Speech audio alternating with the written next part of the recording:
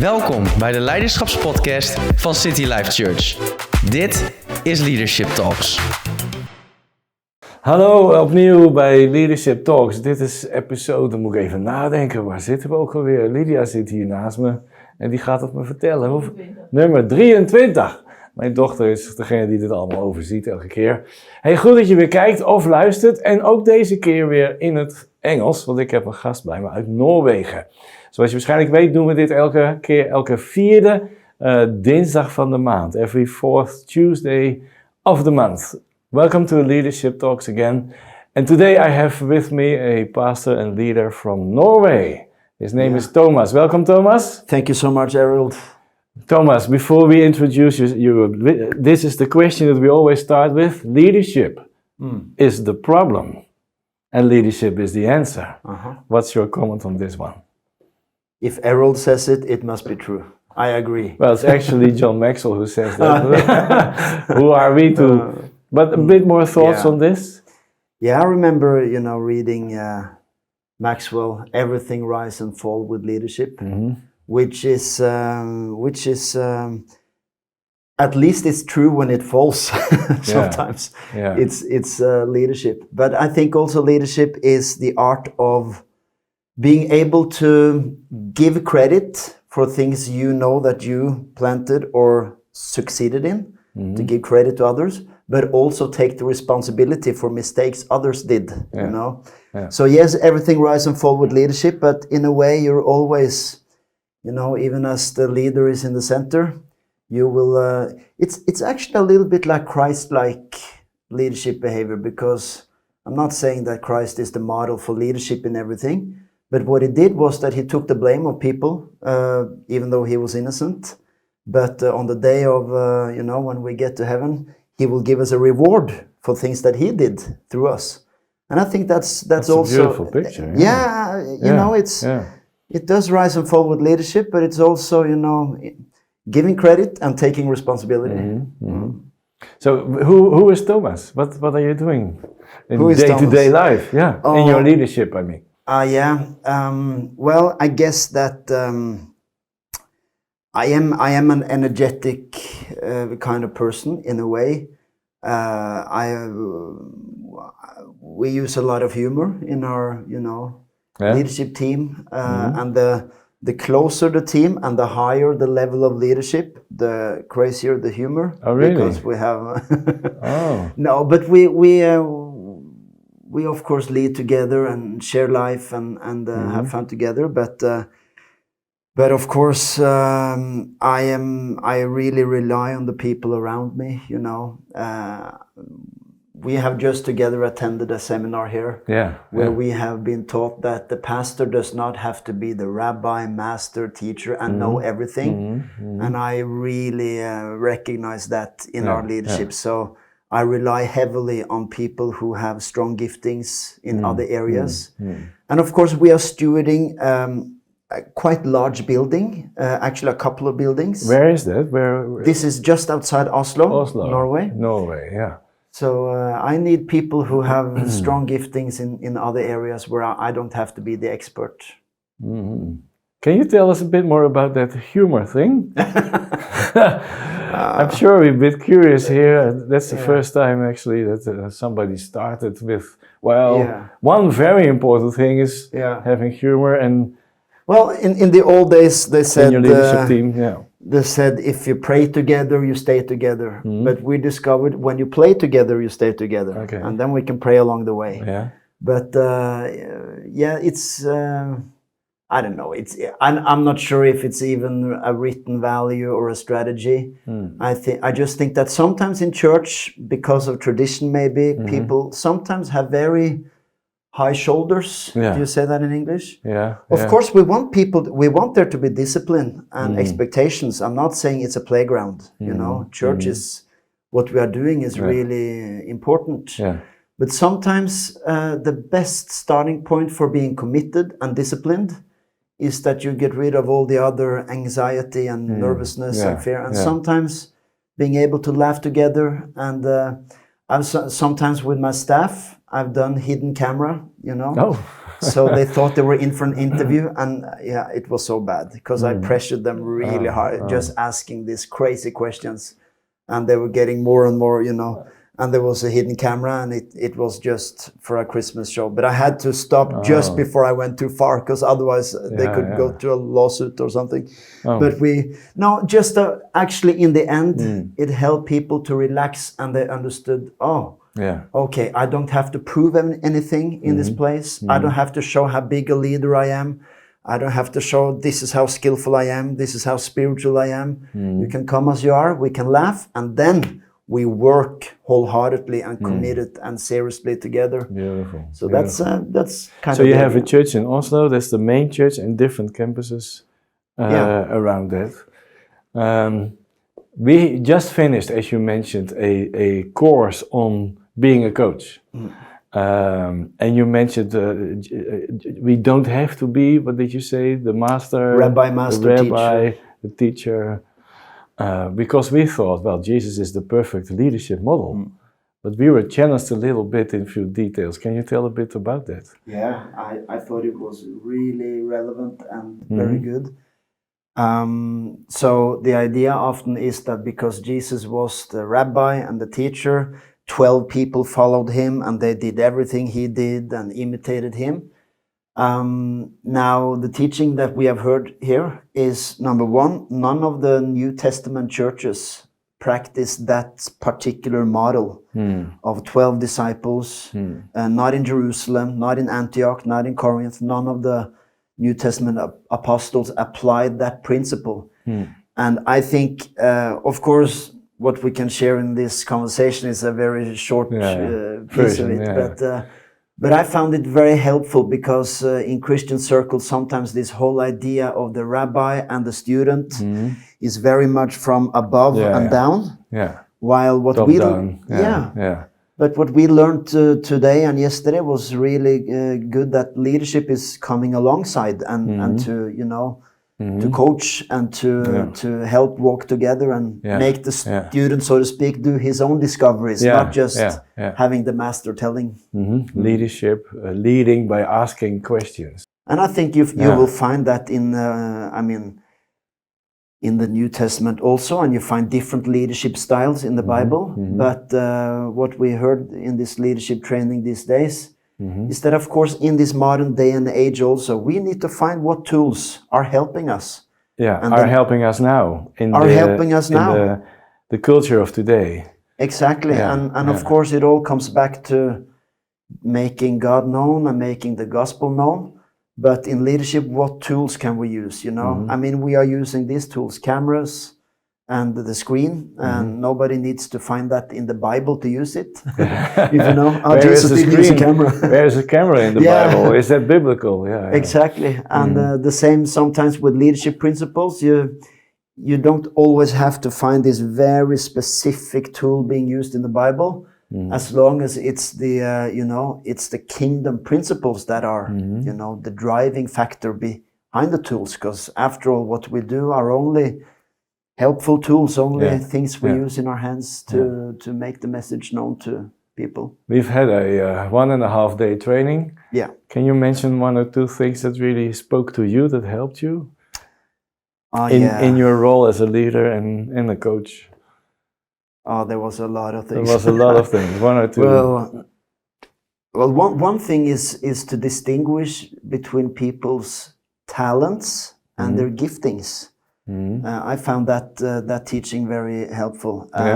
Talent and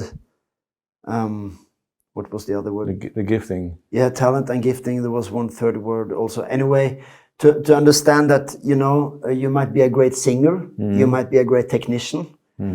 But to also discover what is the giftings of people, because of course we've always known that, but it's the way the teacher in this Scott Wilson in this leadership context, the way he says it's really helpful.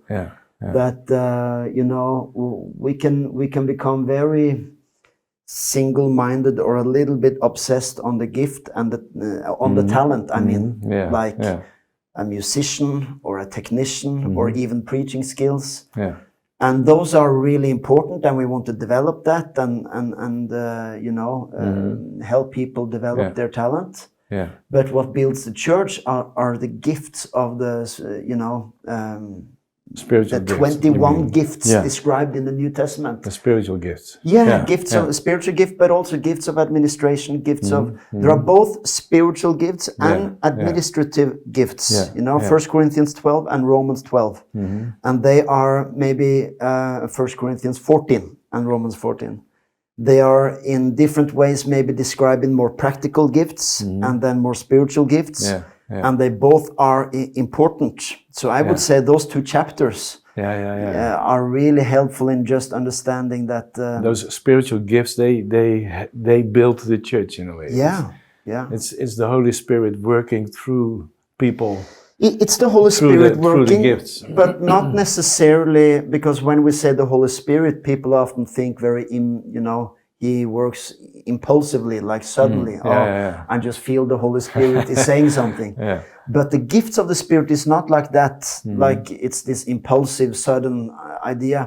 But it's actually a trait, a leadership trait. It's a leadership character that you have, which has to do with where your strength is, what you see. I mean, for example, the gift of discernment. I mean, that's one of the gifts that I found really helpful in leadership. How does that work? Very quickly, it's not like, I feel the Holy Spirit is saying something is wrong. It's not like that. They have the gift, they see it right away. They can come into the room and they can interpret, they see body language, they catch things. And that does not mean that they are going to go to people and say, so saith the Lord, you have a bad attitude. But they are really helpful. The gift of discernment. They can say, Thomas, you need to pay attention to that circle or those people. The gifts are not the same as talents. You can have a talent for one thing, but your gift is maybe something in another direction. Beautiful. We also heard many people will kind of use the words coaching, mentor. It's all the same, kind of. But we heard a bit that that's not really exactly the same. Well, I think we more or less agreed that we will not use the word mentoring anymore. Why is that? I think that was the conclusion. What's wrong with the word mentor? The word mentor, it's not wrong. But it's not wrong, but it's used very randomly, But of course, the word mentor indicates a person who knows it all. I am the father and you are the son. I am the master, you are the student. And a mentor will always tell, because a mentor would have to have, really strong, high level of knowledge and experience. And he would be like the person we look up to. He has been there, he's done it. He's been there, done that. He has a lot of credit and wisdom and experience, Exactly, and then he tells how to do it to his student. While what we have been, learning about these days is that it's more about going alongside, and coaching is not the same. It's not, the coach does not have to have all the answers, but he's helping to, it's helpful that he knows something, but he is helpful by making the person find his own answers. So, but the word mentor can be, abused a little bit also, and it's maybe not the culture, the leadership culture we want to have. Although you could be a mentor, Pastor Errol. I mean, you have been there, you have done it. I've kind of both, I think. You could tell. This is how you plan a church. This is how you build a network. But well, even we planted this church 26 years ago, and things were a bit different in culture than these days. But the good news about a mentor is somebody with a lot of experience. But so there's only a few people that really can be that, but that have that much experience. But coaching, kind of everyone can learn how to coach. You don't need to be very experienced to coach somebody else, right? No. So can you explain that a little bit more? The coaching role. Why is it not so difficult actually to coach somebody else? I think you summarized some of it very well. Is that of course, as long as you are trained a little bit in how to do the coaching, because I think one thing that we learned is that it's very, I think especially if you know something, you can easily try to move into this Direct. mentoring thing that I'm going to tell you, I'm going to tell you, I'm going to tell you. But coaching is more about, you know, asking and getting truth out to the person. And in doing that, you can, if you have a little bit of training and just stick to the agenda, leaders at many levels are able to do that. And it really does not have to be the senior leader or the senior pastor. Although I think it's important to add, Pastor Errol, that coaching is just a part of the picture. It's not like this is the new leadership system now and this is the big revelation. It's a tool which can be very, very helpful and can be done by a lot of leaders on many levels. But it needs to be connected to a bigger picture and not just like, now we're all going to run around, be coaches. Be coaches, No, it's a part of what we do as a church together and the goals that we have together. So can you give us a bit of a picture? What does that look like in your day-to-day world as a leader? Overseeing a church with different locations, many leaders around you and under you, so to speak. Sure. Do you do a lot of coaching? How does that work for you in practical ways? Yeah, personally, I don't do a lot of coaching. I mean, I do, but not systematically so much.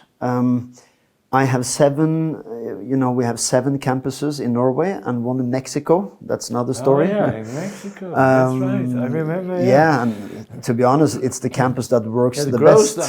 the fastest. And it's the easiest one to lead because they really lean in and want to, you know. Yeah. So it's a success story. But it's funny because it's easier to lead someone 15-hour flight away than those who are half an hour car drive away. But they are really hungry and eager to. But anyway, of course, there is a level of training and implementation of leadership into all those people, and there's a relationship there. Of course, we have the core leadership team. We also have a couple of schools, which means that there's a lot of legal responsibility for buildings, for the schools. We have a school, 1st to 10th grade with 250 kids, a Bible college, a full-time Bible college. So there's a lot of weight and responsibility, for in the organization. So, but I can quickly mention one thing that we do that's not necessarily locked to me personally, is that we, every year when we do this leadership kickoff retreat thing for 24 hours, we have like speed coaching. So that's a big group of leaders. Yeah, we would be like 120 leaders from all the campuses, and we would have like 10 to 15 people who would be coaches. They are not professional coaches, but in this context, they would ask the questions. And they are handed the questions, so everything is run by the system. And for 30 minutes, everybody, so there's 100 people, and we say 15 coaches. 15 coaches, you go to that guy, you go to her, you go to him, you go to her. And they almost like a speed date. Like a speed date. So 30 minutes, and they need to be finished on the clock, even, and then they're out, next group one. In. And in just 1 hour, a little bit more than an hour, more than 100 people have had the opportunity to be not just coached, but we also ask key leadership questions. So, and of course it's voluntarily how much they want to share, but it's also for us a good way to pick up what's going on, what's the atmosphere, what's going on in the hearts of the people. So you picked 15 of your best leaders, can I say? Yeah. And then all the others. Mainly volunteers, probably. Yeah, and we would do like. What questions would you ask? So I'm sitting 1-to-1. Yeah. At this camp meeting or the retreat. Yeah. Half an hour. Yeah. What questions can I expect? Well, we changed the question a little bit from year to year because we do it every year. Yeah. But one question would, for example, be, how would you describe the atmosphere in your department? And just sometimes the question is just a starting point. It's not like you have to answer very precisely on that particular question, but it's a starting point for the person to say, we're doing great and we're flourishing and more people are coming on team. Or maybe if the person is saying, we're struggling a bit right now. Last Sunday was a little bit grumpy atmosphere. And as a leader, I mean, we don't have this conversation just to control, but that's a part of it, is for us to be able to pick up things and listen. So you're collecting that information. We are, yeah, but it's volunteer. So the person, because of the modern, rules also for data, we will always have the permit to say, is it okay that I can write down what you say?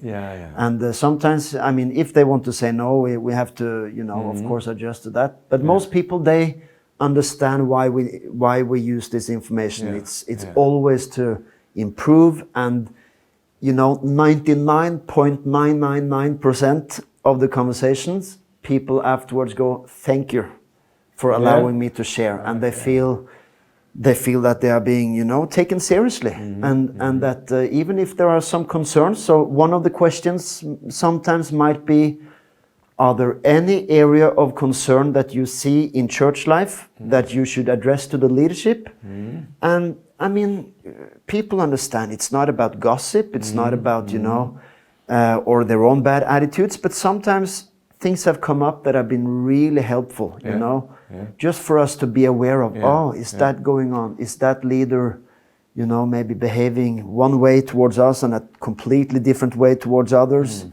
Things like that, could be helpful. And you probably don't talk to your upline leader, should be another leader, because probably, so I'm you talk to your upline leader. Anyway, I guess. Absolutely. So you purpose pick another leader that you usually would not. Exactly. Talk to, right? Yeah. You would do it that. Doesn't work. Exactly. That's the point also. And of course, the question would also, sometimes be very, some of the questions I mentioned now would be maybe more beneficial for the organization and the leadership and the church. But maybe the year after, we would ask more, as a leader in our church, how would you describe your physical health, your mental health, your spiritual health? Now, of course, during a year, there are many places we can talk about these things. So it's not like, we talk about that once a year. No, I understand that. But it's a good point for us to make sure that we are not missing out and what you call it, having glitches in the system. So it's a place to secure and make sure that we move on without anyone falling apart or falling off the train. Thank you. Our time is running out. Sure. What is it about the Mexicans? Why are they? Is it a culture? Is it a country culture, or is it that church that is so? It could be. I think I found the answer. Because they are excellent in. They do the culture better than anyone. And I discovered that these other campuses, we come and we come for one night, and we talk. How are things going? And we are coaching and speaking together, and then we go home because it's only an hour drive. When we go to Mexico, we go and stay for a week. And it means that we really get into things. And when we leave, we don't have to see each other again for a year because of course we have to, but the value of hanging out for a few days is really, really powerful. So we started to wanting to do that with the Norwegian campuses.